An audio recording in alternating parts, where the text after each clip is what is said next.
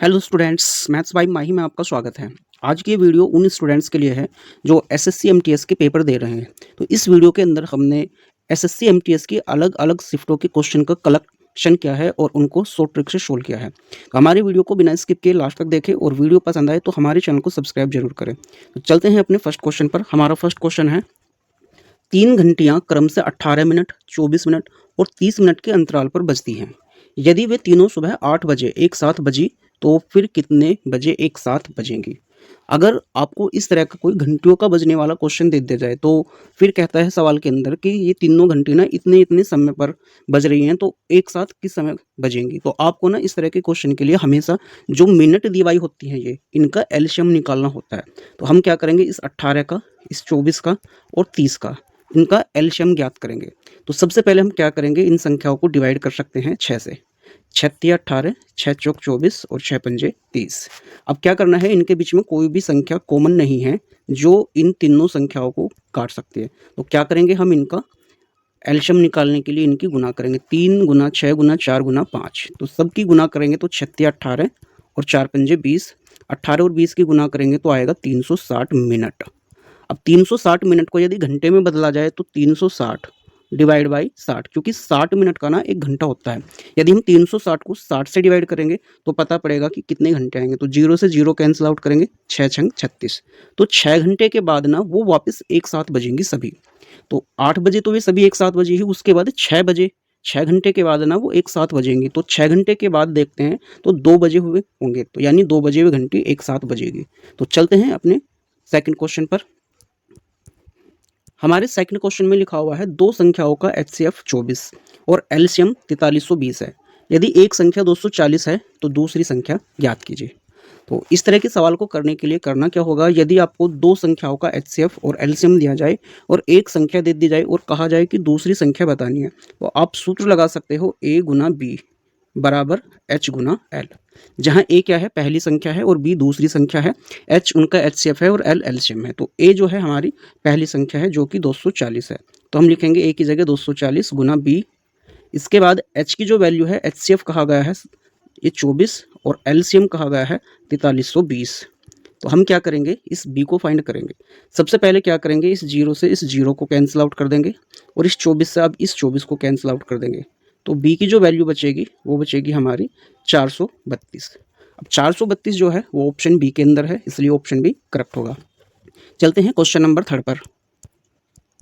Question 3 में लिखा हुआ है एक व्यक्ति की आय पहले 20% बढ़ाई गई, फिर नई आय में 10% की कमी कर दी गई। यदि प्रारंभिक आय 25,000 रुपये थी तो अंतिम आय कितनी होगी? तो सबसे पहले आपको देखना है शुरू में कितनी बढ़ाई गई है, ये बढ़ाई गई थी 20%। उसके बाद 10% की कमी कर दी गई है। तो हम देखते हैं कि लास्ट में कितने प्रतिशत की कमी या वृद्धि हुई है। तो इसके लिए आपको ट्रिक यूज करनी है, x plus y plus x y बटे 100। एक्स जो है वो 20% है। सवाल के अंदर अगर वृद्धि की गई है तो हम प्लस का साइन लगाएंगे और अगर कमी की गई है जैसे कि 10% की कमी की गई है तो हम माइनस का साइन लगाएंगे। अब इस एक्स की वैल्यू है 20, वापस इस एक्स की जगह रखेंगे, वाई की वैल्यू -10 ये रखेंगे और डिवाइड बाई 100। सबसे पहले क्या करेंगे, इस 20 में से 10 को घटाएंगे तो बचेगा 10। अब इसके बाद क्या करना है, यदि हम इस 0 से इस 0 को कैंसिल करेंगे और इस 0 से इस 0 को कैंसिल आउट करेंगे। इसके बाद इस 2 की -1 से गुना करनी है, तो 2 की -1 से गुना करेंगे तो -2 आएगा। और अब 10 में से 2 को घटाएंगे तो 8% यहाँ क्या होगा, वृद्धि होगी। तो 8% की वृद्धि हुई है। सवाल में कहा गया है कि 25,000 तो प्रारंभिक आय थी तो अंतिम आय बतानी है। ये जो 25,000 दी हुई है ये हमारे 100% की वैल्यू है, तो हम क्या लिखेंगे, 25,000 बटे में ये 100। अब सवाल में 8% की वृद्धि हो गई है तो जो आय है वो 108% है। तो देखते हैं जब 100% आय थी तो हमारी प्रारंभिक आय थी 25,000। अब जब 8% की वृद्धि हो गई है तो आय हो चुकी है हमारी 108%। तो 108% की वैल्यू निकालने के लिए क्या करेंगे, सबसे पहले ही 2 जीरो कैंसिल आउट करेंगे। यहाँ जो बचेगा वो बचेगा 250 और 250 की हम क्या करेंगे, 108 से गुना करेंगे।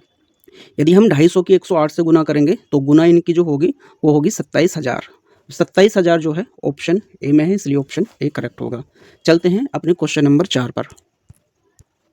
हमारे क्वेश्चन नंबर 4 में लिखा है एक वस्तु को 25% लाभ पर बेचने के बजाय 15% हानि पर बेचा गया। यदि दोनों विक्रय मूल्यों में 800 रुपये का अंतर है तो क्रय मूल्य क्या होगा? तो सबसे पहले क्या कहा गया है, सबसे पहले 25% लाभ पर वस्तु को बेचा गया है। जो हमारा पहला विक्रय मूल्य है हम उसको S1 मानते हैं, वो था 25% पर। इसके बाद जो दूसरा विक्रय मूल्य है S2, उस पर हुई है हमें 15% की हानि। अब दोनों विक्रय मूल्यों का यदि अंतर देखें तो हम निकालते हैं डी फॉर डिफरेंस। ये 25 है, ये माइनस, अब क्योंकि यहाँ पर हानि पहले से ही है इसलिए हम इसको -15 मानते हैं। अब क्या करना है, ये 25 लिखेंगे, ये जब ब्रैकेट खोल ली जाएगी तो ये होगा +15। अब इस 25 के साथ 15 को ऐड करेंगे तो 40% का डिफरेंस होगा। यानी हमने देखा 25% लाभ और 15% हानि के बीच का जो अंतर है वो 40% है। सवाल में कहा गया है विक्रय मूल्यों का अंतर 800 रुपये है, यानी कि ये जो 40% है वो 800 के बराबर है। तो हम कहेंगे कि 40% बराबर 800 हमें निकालना है क्रिया मूल्य। तो क्रिया मूल्य जो होगा हमारा 100% होगा, तो लिखेंगे 100% बराबर 800 बटे में 40 और गुना में 100। तो सबसे पहले हम क्या करेंगे, इस जीरो से एक जीरो यहाँ कैंसिल आउट करेंगे और 4 दूनी 8, यहाँ आएगा 200 और इस 200 की यदि इस वाले 10 से गुना करेंगे तो होगा 2000। तो जो हमारा क्रिया मूल्य है वो 2000 रुपये है, यानी ऑप्शन सी करेक्ट होगा। चलते हैं क्वेश्चन नंबर 5 पर। क्वेश्चन 5 में लिखा हुआ है A, B और C की आय का अनुपात 5:7:9 है। यदि उनकी कुल आय 84,000 रुपये है तो C की आय कितनी होगी। तो यहाँ पर जो कुल आय दी हुई है 24,000 है, तो हम क्या करेंगे, इनके अनुपातिक योग 5 + 7 + 9, तो इनका जो टोटल होगा 7 और 5 12, 12 और 9 21, तो इनका जो अनुपातिक योग है 21। तो हम इस 21 को जो है 84,000 के बराबर रखेंगे, क्योंकि अनुपातिक योग 84,000 है। तो हम क्या करेंगे, 21 एकम 21 और 21 चौक 84। तो यहाँ पर जो एक की वैल्यू है वो है 4।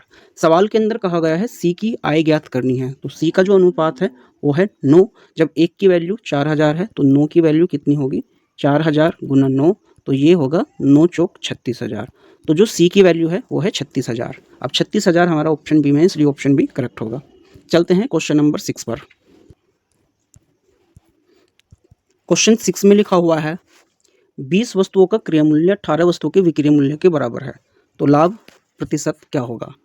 तो इस तरह के सवाल को करने के लिए यदि सवाल के अंदर कहा गया है कि कुछ वस्तु दी गई है और उनका क्रय मूल्य कुछ वस्तुओं के विक्रय मूल्य के बराबर, ऐसा कुछ लिखा जाए, तो आपको ध्यान रखना है, फॉर्मूला लगाना है क्रय माइनस विक्रय। सॉरी, इसको लिखेंगे सबसे पहले क्रय, मैंने विक्रय लिख दिया है, तो हम क्या करेंगे, वापस से लिखेंगे क्रय माइनस विक्रय और बटे विक्रय गुना में 100। तो ये हम ट्रिक यूज करेंगे। सबसे पहले देखना है क्रय कितना है 20, तो हम क्रय की जगह लिखेंगे 20 माइनस विक्रय की जगह लिखेंगे 18, वापस बटे में 18 और गुना में लिखेंगे हम 100। तो क्या करना है, इस यदि 20 से हम 18 को घटाएंगे तो बचेगा 2 और बटे में ये 18 और गुना में ये 100। तो सबसे पहले 2 एकम 2 और 2 नम 18 करेंगे। यदि हम 9 से यहाँ पर भाग करेंगे तो हमारा जो आंसर आएगा 11.11% आएगा। 11.11 ऑप्शन बी में है, इसलिए ऑप्शन बी करेक्ट होगा। चलते हैं क्वेश्चन नंबर 7 पर। क्वेश्चन 7 में लिखा हुआ है यदि 12 मजदूर 18 दिन में काम पूरा करते हैं तो 9 मजदूर कितने दिन लेंगे। तो ऐसे सवाल को करने के लिए आपको ट्रिक यूज करनी है m गुना d is equal to m गुना d। पहली कंडीशन में जो m है वो मैन है, d डेज है, तो पहली कंडीशन में जो मैन है वो है 12 और d जो है वो है 18। दूसरी कंडीशन में 9 मजदूर हैं, हमें d फाइंड करना है, तो 9 से यहाँ पर डिवाइड करेंगे, 9 एकम 9 और 9 दूनी 18। अब इस 12 की गुना करेंगे तो हो जाएगा हमारा आंसर 12 गुना 2 बराबर 24। तो 9 मजदूर जो हैं उसको 24 दिन में करेंगे। 24 ऑप्शन सी में है, इसलिए ऑप्शन सी करेक्ट होगा। चलते हैं क्वेश्चन नंबर 8 पर। क्वेश्चन 8 में लिखा हुआ है यदि किसी कर्मचारी के वेतन में 20% की वृद्धि की जाती है और नया वेतन 18,000 रुपये है तो उसका पूर्व वेतन क्या था। तो यहाँ पर जो पूर्व वेतन होगा वो होगा 100% और वृद्धि के बाद जो वेतन है वो है हमारा 120%। तो सवाल में कहा गया है पूर्व वेतन, पूर्व मतलब 100%। जब किसी कर्मचारी के वेतन में 20% की वृद्धि हो गई तो उसका जो वेतन है 120% हुआ होगा। तो हम लिखेंगे 120% बराबर कितना है 18,000 के। हमें ज्ञात करनी है 100% की वैल्यू, क्योंकि बढ़ने से पहले उसका वेतन 100 था। तो 100% बराबर कितना होएगा 18,000 गुना में ये बटे में लेंगे सबसे पहले 120 और गुना में ये वाला 100। तो हम क्या करेंगे, 0 से 0 कैंसिल आउट करेंगे। अब इस 12 से यदि हम 180 को डिवाइड करते हैं तो 15 टेबल पढ़ा जाएगा। ये वाली 0 एज इट लगाएंगे और गुना में ये वाला 100। यदि हम 150 की 100 से गुना करेंगे तो होगा 15,000। तो जो हमारी पूर्व आय थी वो 15,000 रुपये थी, यानी ऑप्शन बी करेक्ट होगा। चलते हैं क्वेश्चन नंबर 9 पर। क्वेश्चन 9 में लिखा हुआ है किसी वस्तु को 10% हानि पर बेचने पर 450 रुपये प्राप्त होते हैं। यदि वही वस्तु 20% लाभ पर बेची जाए तो विक्रय मूल्य क्या होगा। तो आपको देखना है जब वस्तु 10% की हानि पर बिकी होगी तो हमें रुपए मिले होंगे 90% के बराबर, और जब वो वस्तु 10% हानि पर बिकी थी तो कितने रुपए मिले थे 450, यानी 90% जो है 450 के बराबर है। यदि वस्तु को 20% लाभ पर बेचा जाए तो 120% पर बिकेगी, तो जब 120% पर बिकेगी तो विक्रय मूल्य कितना होगा। यदि 90% 450 के बराबर है तो 120% कितना होगा 450/90 और गुना में 120।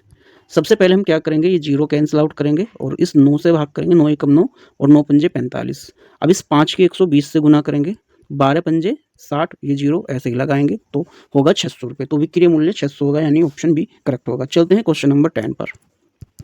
क्वेश्चन 10 में लिखा हुआ है A अनुपात B बराबर 5:7 तथा B अनुपात C बराबर 3:4 है, तो A अनुपात B अनुपात C ज्ञात कीजिए। तो सबसे पहले हम क्या करेंगे, A अनुपात B जो दिया हुआ है हम उसको लिखेंगे, A अनुपात B बराबर 5:7। इसके बाद B अनुपात C दिया हुआ है हमें 3:4। अब ज्ञात करना है A अनुपात B अनुपात C। तो ये ज्ञात करने के लिए हम क्या करेंगे, इस वे में इनको गुना करेंगे, यानी उल्टा n बना सकते हैं। तो 5 की सबसे पहले 3 से गुना करेंगे, 5 दिया 15। इसके बाद इस 3 की 7 से गुना करेंगे, 7 दिया 21। इसके बाद 7 की 4 से गुना करेंगे, 7 चौक 28। तो जो A अनुपात B अनुपात C होगा वो होगा हमारा 15:21:28। तो 15:21:28 ऑप्शन ए में है, इसलिए ऑप्शन ए करेक्ट होगा। चलते हैं अपने क्वेश्चन नंबर 11 पर। क्वेश्चन 11 में लिखा हुआ है 18 पुरुष किसी कार्य को 20 दिनों में पूर्ण करते हैं, वही कार्य 24 पुरुष कितने दिनों में करेंगे। तो इस सवाल के लिए ट्रिक में पहले ही बता चुका हूँ, फॉर्मूला वापस से देख सकते हैं, m गुना d बराबर m गुना d। तो पहली कंडीशन में जो m है वो है 18 और दूसरी यहाँ पे जो दिन है वो 20 है, दूसरी कंडीशन में 24 मैन है, हमें d फाइंड करना है। तो सबसे पहले क्या करेंगे, हम भाग करेंगे 6 चौक 24 और 6 तिया 18, 4 एकम 4 और 4 पंजे 20। तो इनकी गुना करेंगे, 3 गुना 5 होगा 15। तो डी बराबर जो हुआ 15 हुआ, यानी 24 पुरुष उस कार्य को जो है 15 दिन में करेंगे। 15 ऑप्शन बी में है, इसलिए ऑप्शन बी करेक्ट होगा। चलते हैं क्वेश्चन नंबर 12 पर। क्वेश्चन 12 में लिखा हुआ है 10,000 रुपये पर 2 वर्षों के लिए 10% वार्षिक दर से चक्रवृद्धि ब्याज ज्ञात कीजिए। तो आपको एक बात याद रखनी है, यदि हमारी जो दर है वो 10% हो और टाइम जो है वो हो 2 वर्ष, तो जो हमारा एवरेज ब्याज होता है ना वो होता है 21%। आप इसको ना मुजबानी भी याद रख सकते हो, यानी कि आपको कुछ नहीं करना, ना कोई फॉर्मूला लगाना है, बस इस वैल्यू का 21% निकाल देना है। तो 10,000 का 21% कितना होगा, 10,000 गुना 21 बटे में 100। तो 2 जीरो ये कैंसिल आउट करेंगे। अब ये जो 100 बचा है इस 100 की 21 से गुना करेंगे तो यहाँ पर जो ब्याज होगा 2100 रुपये होगा। 2100 ऑप्शन डी में है, इसलिए ऑप्शन डी करेक्ट होगा। चलते हैं क्वेश्चन नंबर 13 पर। क्वेश्चन 13 में लिखा हुआ है एक कार 60 किमी प्रति घंटे की गति से जाती है तथा 40 किमी प्रति घंटे की गति से लौटती है, तो पूरी यात्रा की औसत गति क्या है। तो हम ऐसा मान लेते हैं कि जो हमारी 60 किलोमीटर प्रति घंटा वो जाने की है और आने की वापस जो है वो v बराबर 40 है। तो सवाल के अंदर कहा गया है पूरी यात्रा की औसत गति। तो आपको औसत गति निकालने के लिए फॉर्मूला लगाना है 2uv/u + v। तो 2 लिखेंगे, u की वैल्यू 60 है और v की वैल्यू 40, अपोन में लिखेंगे 60 और ये प्लस 40। तो सबसे पहले क्या करते हैं, हम इन सब की गुना करेंगे, 4 छंग 24 और 24 दूनी 48 लिखेंगे। ये जो 2 जीरो हैं इनको हम ऐसे ही लगाएंगे और ये जो 60 और 40 है इन दोनों का टोटल होगा 100। इस 100 से ये 2 जीरो कैंसिल आउट करेंगे तो बचेगा 48। तो 48 किमी प्रति घंटा जो होगी उसकी औसत चाल होगी, यानी ऑप्शन बी करेक्ट होगा। चलते हैं क्वेश्चन नंबर 14 पर। क्वेश्चन 14 में लिखा हुआ है ए किसी कार्य को 15 दिनों में तथा बी उसी कार्य को 20 दिनों में पूर्ण करता है, दोनों मिलकर कार्य कितने दिनों में पूर्ण करेंगे। तो इसके लिए क्या है, सबसे पहले देखना है ए की जो कैपेसिटी है वो है 15 दिन और बी की जो कैपेसिटी है वो है 20 दिन। हम दोनों का एलशियम लेंगे, इस 15 का और 20 का एलशियम होगा 60। तो सबसे पहले इस 15 से 60 लाना है तो 15 चौक 60, 4 बार टेबल पढ़ेंगे और इस 20 से 60 लाना है तो 20 दिया 60। अब इस 60 को डिवाइड करेंगे 4 और 3 7 से, तो लिखेंगे 7 अट्ठे 56, पॉइंट लगाएंगे, आगे बचेगा 4 तो 40 हो जाएंगे। अब 7 पंजे 35, यानी लगभग 8.5 दिन लगेंगे, तो ऑप्शन बी करेक्ट होगा। चलते हैं क्वेश्चन नंबर 15 पर। क्वेश्चन 15 में लिखा हुआ है 80 लीटर मिश्रण में दूध और पानी का अनुपात 3:1 है, मिश्रण में दूध की मात्रा ज्ञात कीजिए। तो आपको देखना है जो हमारा दूध है, हम दूध यानी m से मिल्क को रिप्रेजेंट कर सकते हैं, तो ये होगा 3, और जो पानी है उसे हम w से रिप्रेजेंट करेंगे, ये है 1। टोटल 3 और 1 होगा 4, तो 4 बराबर कितना है, 80 लीटर के है, क्योंकि दूध और पानी का जो टोटल योग है यहाँ पर 80 लीटर है और अनुपात 3 और 1 है, तो हम लिखेंगे 3 और 1 ये 4, 4 बराबर 80 के है। दूध की मात्रा ज्ञात करने के लिए कहा गया है, तो दूध का जो अनुपात है वो है 3, जब 4 बराबर 80 के है तो 3 की वैल्यू कितनी होगी, लिखेंगे 80 बटे में 4 और गुना में 3, तो 4 से भाग करेंगे, 20 चौक 80 और गुना में 3, 20 दिया 60। तो उस मिश्रण के अंदर ना 60 लीटर जो है वो दूध है, यानी ऑप्शन सी करेक्ट होगा। चलते हैं क्वेश्चन नंबर 16 पर। क्वेश्चन 16 में लिखा हुआ है, पिता की आयु पुत्र की आयु से 3 गुनी है, 10 वर्ष बाद पिता की आयु पुत्र की आयु से 2 गुनी होगी, तो पुत्र की वर्तमान आयु ज्ञात कीजिए। वापस देखना है, पिता की आयु पुत्र की आयु की 3 गुनी है, तो हम सबसे पहले 3 गुनी को लिखेंगे 3:1। 10 वर्ष बाद पुत्र की आयु 2 गुनी होगी, तो लिखेंगे 2 और 1। अब इसके बाद क्या करना है, क्रॉस मल्टीप्लाई का डिफरेंस लेंगे, इस 3 की 1 से गुना करेंगे, 3 एकम 3 और 2 एकम 2, तो इनका जो अंतर आया वो होगा 1। अब क्या करना है, ये जो 10 वर्ष बाद लिखा है इस 10 को लिखेंगे हम यहाँ पर, और इसकी जो गुना करेंगे, ये जो लास्ट का अनुपात है इनके अंतर से गुना करेंगे, 2 और 1 का जो अंतर होगा 1 होगा, इससे इसको कैंसिल आउट करेंगे तो यहाँ पर होगा 10। सवाल के अंदर अब कहा गया है ना पुत्र की वर्तमान आयु ज्ञात करनी है, तो इस 10 की जिसकी भी एज निकालने के लिए कहा गया है उससे ही गुना करेंगे।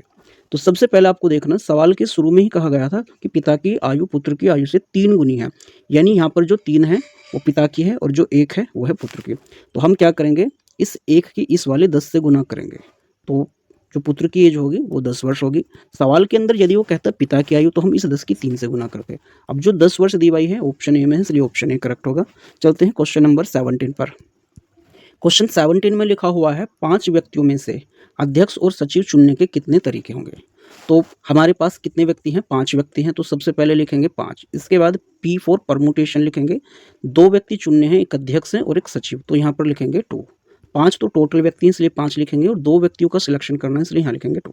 इसके बाद क्या करेंगे, हम लिखेंगे 5 का फैक्टोरियल, और इस 5 में से इस 2 को घटाएंगे तो यहाँ पर बचेगा 3 का फैक्टोरियल। तो 5 का फैक्टोरियल और ये 3 का फैक्टोरियल, इस 5 को सोल्व करेंगे, 5 गुना 4 और गुना ये 3 का फैक्टोरियल और बटे में ये 3 का फैक्टोरियल, इसको कैंसिल आउट करेंगे, 5 की 4 से गुना होगी तो होगा 20। तो 5 व्यक्तियों में से अध्यक्ष और सचिव के चुनने के टोटल जो तरीके होंगे वो 20 होंगे, यानी ऑप्शन सी करेक्ट होगा। चलते हैं क्वेश्चन नंबर 18 पर। क्वेश्चन 18 में लिखा हुआ है, यदि किसी समांतर चतुर्भुज का एक कोण 70 डिग्री है तो उसके समीपवर्ती कोण का मान क्या होगा। तो आपको देखना है कि मान लेते हैं कि ये हमारा एक समांतर चतुर्भुज है, इसको नाम देते हैं ABCD। सवाल के अंदर कहा गया है एक कोण मानते हैं, चलो ये 70 डिग्री है, तो इसका जो समीपवर्ती कोण होगा वो इसको मान लेते हैं हम, या फिर इसको मान लेते हैं। तो इसका समीपवर्ती कोण ज्ञात करने के लिए कहा, तो आपको ध्यान रखना है कि ये जो हमारा समांतर चतुर्भुज होता है, ये वाली भुजा और ये वाली भुजा जो है समांतर हैं, और ये वाली जो भुजा है ये वाली, ये है एक तिर्यक रेखा। तो जब समांतर चतुर्भुज में क्या होता है कि 2 समांतर रेखाओं को एक तिर्यक रेखा काटती है इस तरह से, तो ये जो कोण बनते हैं इस तरह से, ये वाला और ये वाला, ये कहलाते हैं एकांतर अंतःकोण, और इनका जो योग होता है वो 180 डिग्री होता है। तो हम क्या करेंगे, 180 में से ये वाला 70 डिग्री घटाएंगे, तो 180 डिग्री माइनस 70 करेंगे तो बचेगा 110 डिग्री। तो इसलिए जो इसका समीपवर्ती कोण होगा वो 110 डिग्री होगा। 110 ऑप्शन बी में है, इसलिए ऑप्शन बी करेक्ट होगा। चलते हैं क्वेश्चन नंबर 19 पर। क्वेश्चन 19 में लिखा हुआ है, यदि किसी संख्या का 3 गुना 45 है तो उस संख्या का वर्ग क्या होगा। तो सवाल के अंदर हम कहेंगे कि 3 गुना x बराबर कितना है, 45। यदि हम 3 से यहाँ कैंसिल आउट करें और 3 से यहाँ कैंसिल आउट करें, 3 एकम 3 और 15 तिया 45, तो संख्या तो है वो 15, लेकिन कहा गया है तो संख्या का वर्ग बताना। तो संख्या का वर्ग यानी 15 का जो वर्ग होगा वो कितना होगा, 225, यानी 225 जो होगा हमारा वो करेक्ट आंसर होगा। 225 ऑप्शन डी में है, इसलिए ऑप्शन डी करेक्ट होगा। चलते हैं क्वेश्चन नंबर 20 पर। क्वेश्चन 20 में लिखा हुआ है, यदि किसी वर्ग की भुजा 2 गुनी कर दी जाए तो उसका क्षेत्रफल कितने गुना हो जाएगा। अब हमेशा याद रखना, अगर किसी वर्ग की जो भुजा है वो 2 गुनी कर दी जाए तो उसका जो क्षेत्रफल है वो 4 गुना हो जाएगा, तो इसलिए ऑप्शन सी करेक्ट होगा। चलते हैं क्वेश्चन नंबर 21 पर। तो 21 में कहा गया है कि यदि किसी स्तंभ की छाया उसकी ऊंचाई किसी स्तंभ की ऊंचाई उसकी छाया की लंबाई के बराबर है तो सूर्य का उन्नयन कोण क्या होगा। आपको ये थ्योरेटिकल ध्यान रखना है, ये ट्रिग्नोमेट्री का थोड़ा कंसेप्चुअल क्वेश्चन है कि यदि किसी भी स्तंभ की या पेड़ की ऊंचाई उसकी परछाई के बराबर होती है तो हमेशा ना 45 डिग्री का एंगल बनता है, तो 45 हमेशा बी यहाँ पर ध्यान रखना है। चलते हैं क्वेश्चन नंबर 22 पर। क्वेश्चन 22 में लिखा हुआ है यदि दो त्रिभुजों की संगत भुजाओं का अनुपात 3:5 है तो उनके क्षेत्रफलों का अनुपात क्या होगा। तो इसके लिए भी आपको थ्योरेटिकल ध्यान रखना है। अगर दो हमारे पास समरूप त्रिभुज हैं और उनकी संगत भुजाओं का अनुपात दिया हुआ हो तो क्षेत्रफल ज्ञात करने के लिए क्या करते हैं, जो उनकी संगत भुजाएं हैं उनका हम क्या करेंगे, वर्ग कर देंगे। सपोज करते हैं पहला जो त्रिभुज है उसका क्षेत्रफल ए डैश है और दूसरा ए है, तो इनकी जो भुजा है 3 और 5 के अनुपात में हम सिंपली इनका वर्ग करेंगे। 3 का वर्ग होगा 9 और 5 का 25, तो हमारा जो आंसर होगा वो 9:25 होगा, यानी ऑप्शन बी करेक्ट होगा। चलते हैं क्वेश्चन नंबर 23 पर। क्वेश्चन 23 में लिखा है 6 बजे घड़ी की दोनों सुइयों के बीच का कोण होगा। तो आपको मैं बता दूं कि 6 बजे जो होती है घड़ी की सुई की जो सिचुएशन होती है वो कुछ इस तरह से रहती है, यानी एक सीधी डायरेक्शन में होती है, सीधी लाइन में होती है। तो जब कोई लाइन सीधी होती है तो वहाँ पर क्या होता है, 180 डिग्री का एंगल बनता है। तो इसलिए 6 बजे जो घड़ी की दोनों सुई होंगी उनके बीच का जो एंगल होगा वो 180 डिग्री होगा, यानी ऑप्शन डी करेक्ट होगा। चलते हैं क्वेश्चन नंबर 24 पर। 24 में लिखा हुआ है ए की आयु बी की आयु से 8 वर्ष अधिक है। 4 वर्ष पूर्व उनकी आयु का अनुपात 5:3 था, तो ए की वर्तमान आयु ज्ञात कीजिए। तो सवाल के अंदर कहा गया है ए और बी की जो आयु है, ए की आयु बी की आयु से 8 वर्ष अधिक है।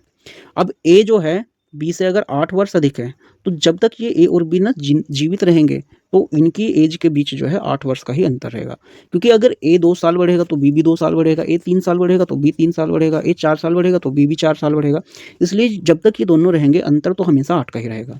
सवाल के अंदर कहा गया है 4 वर्ष पूर्व उनकी आयु का अनुपात 5:3 था, तो अंतर उस समय भी 8 का ही रहा होगा जिस समय ये अनुपात 5:3 था, तो अंतर तो 8 का ही रहा होगा। तो हम क्या करेंगे, इस 5 का और 3 का जो अंतर है 2 है, तो हम लिखेंगे 2 बराबर 8 है। तो हमें ज्ञात करनी है ए की आयु। तो ए का जो अनुपात है 5 है, जब 2 8 के बराबर है तो 5 कितने के बराबर होगा, 8/2 गुना में 5, तो 2 चौक 8, 4 गुना 5, तो हम 5 की 4 से गुना करेंगे तो आएगा यहाँ पर 20। लेकिन ये जो 20 आया है वो कब की है, जिस सवाल में कहा गया है 4 वर्ष पूर्व, यानी 4 साल पहले था ए 20 साल का, तो अब कितना हो गया होगा, इसमें 4 ऐड करेंगे तो पता लगेगा 24 साल। तो ए की जो वर्तमान आयु है प्रेजेंट में, यानी कि 24 वर्ष है वो। तो चलते हैं क्वेश्चन नंबर 24 पर। क्वेश्चन 24 में लिखा हुआ है यदि दो समांतर रेखाओं को एक अनुप्रस्थ रेखा काटती है और एक अंतः कोण 65 डिग्री है तो उसका वैकल्पिक अंतः कोण कितना डिग्री होगा। मैं इसको ना अभी क्वेश्चन को एक्सप्लेन कर चुका हूँ। ये दो हैं हमारी समांतर रेखाएं। इन दो समांतर रेखाओं को एक तिर्यक रेखा इस तरह से अगर दो बिंदुओं पर काटती है तो ये जो कोण होते हैं इनको बोलते हैं हम एकांतर अंतः कोण।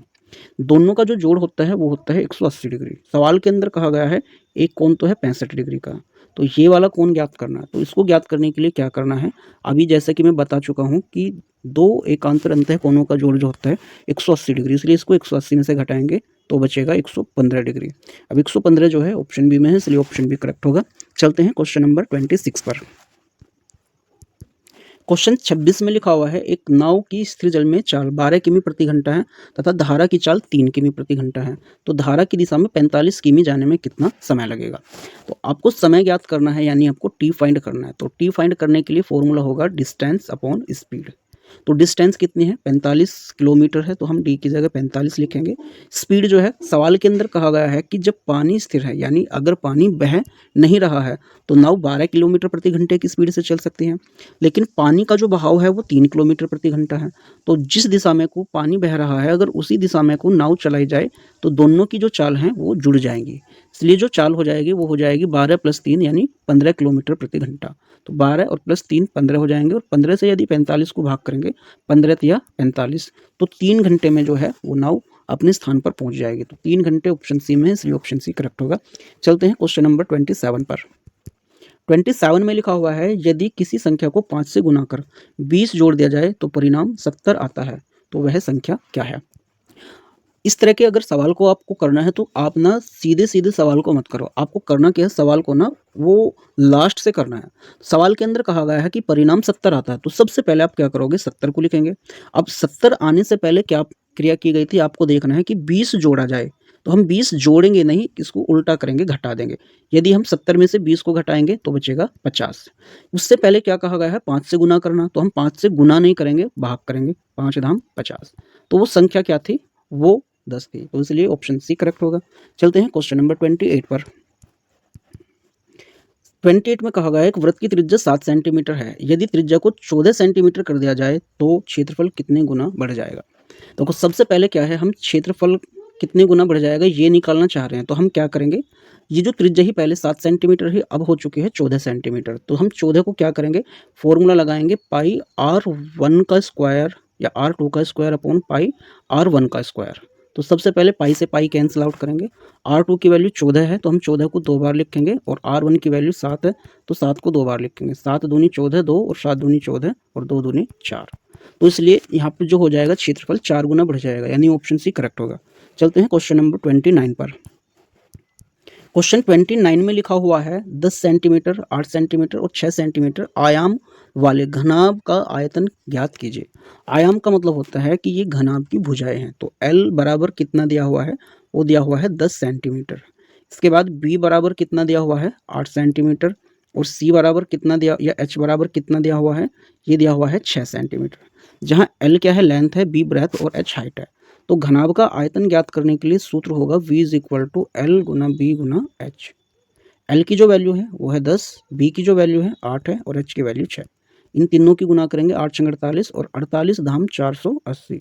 तो 480 घन सेंटीमीटर जो होगा वो घनाभ का आयतन होगा, यानी ऑप्शन ए करेक्ट होगा। चलते हैं क्वेश्चन नंबर 30 पर।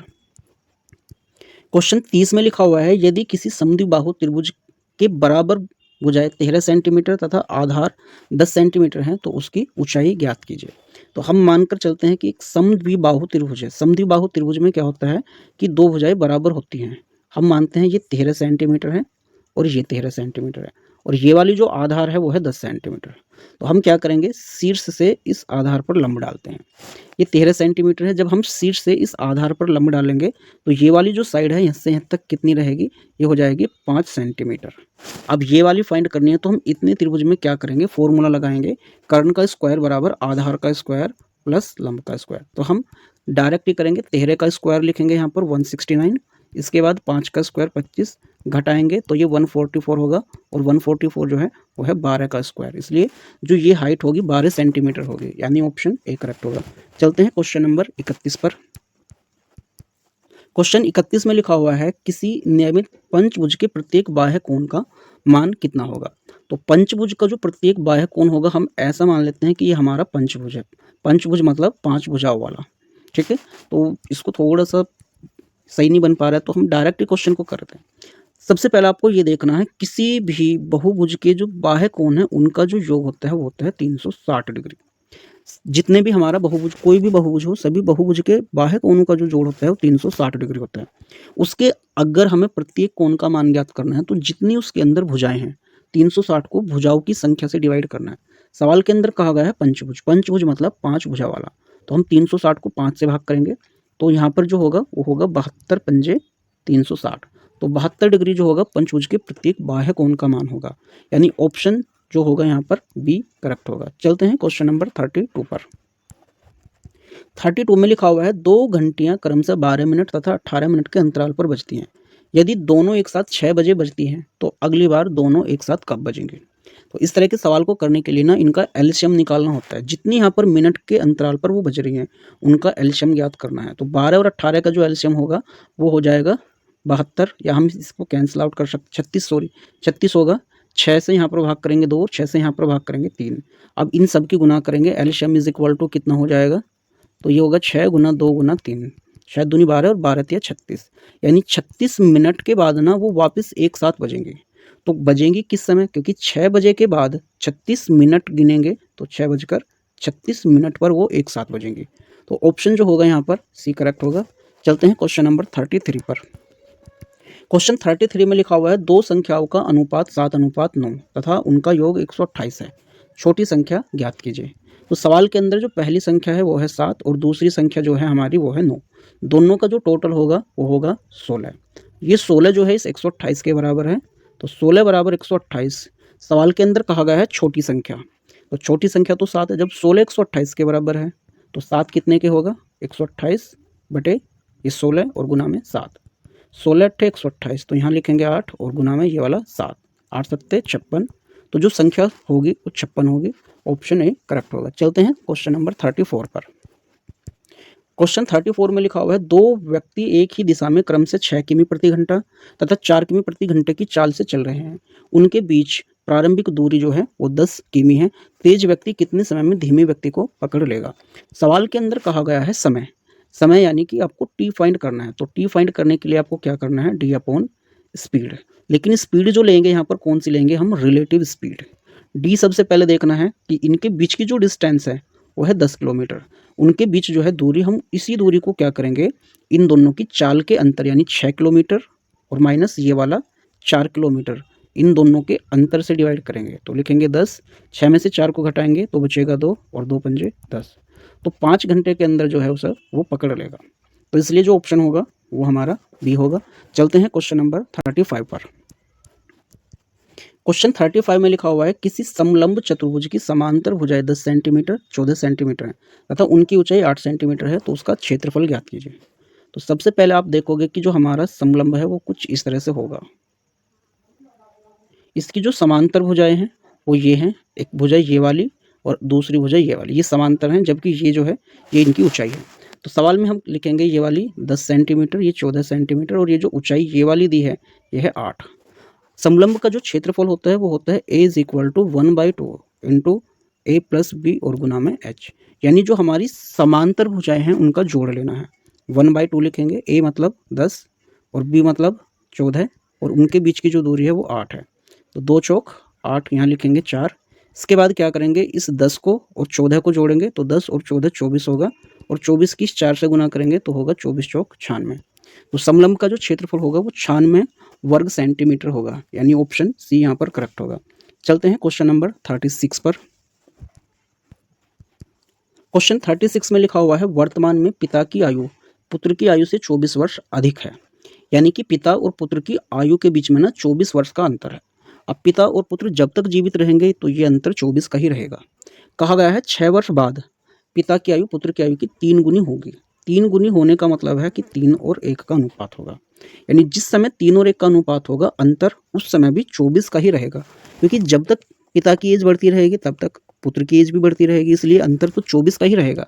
सवाल के अंदर कहा गया है 6 वर्ष बाद ये अनुपात इतना हो जाएगा, यानी इन दोनों का जो अंतर है वो है 2 और ये 2 किसके बराबर होगा? 24 के। तो हम लिखेंगे 2 बराबर 24 के हैं। सवाल के अंदर कहा गया है पुत्र की वर्तमान आयु। तो सबसे पहले पुत्र की वर्तमान आयु ज्ञात करने के लिए इस 1 की वैल्यू ज्ञात करेंगे।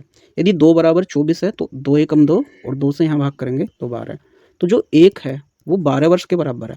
लेकिन सवाल के अंदर कहा गया है कि 6 वर्ष बाद पिता की आयु पुत्र की आयु की 3 गुनी होगी, तो पुत्र की वर्तमान आयु कितनी है? तो इसलिए 12 वर्ष जो होगी यहाँ पर करेक्ट ऑप्शन होगा। तो ऑप्शन ए हमारा सही होगा। चलते हैं क्वेश्चन नंबर 37 पर।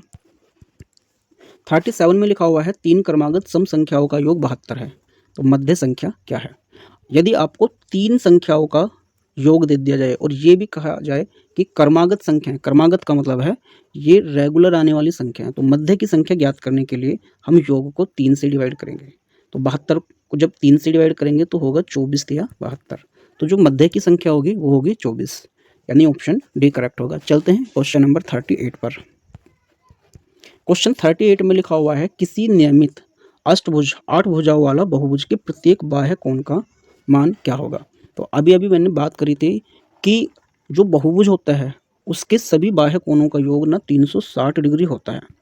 अगर हमें प्रत्येक कोण का मान ज्ञात करना है तो 360 को भुजाओं की संख्या से भाग कर देते हैं। तो भुजाओं की संख्या 8 है, यदि 360 को 8 से डिवाइड करेंगे तो 45 अट्ठे होते हैं 360। तो प्रत्येक कोण की जो वैल्यू होगी वो 45 डिग्री होगी, यानी ऑप्शन सी करेक्ट होगा। चलते हैं क्वेश्चन नंबर 39 पर। क्वेश्चन 39 में लिखा है, यदि किसी आयत की लंबाई 20% बढ़ा दी जाए तथा चौड़ाई 20% घटा दी जाए तो क्षेत्रफल में कितने प्रतिशत का परिवर्तन होगा?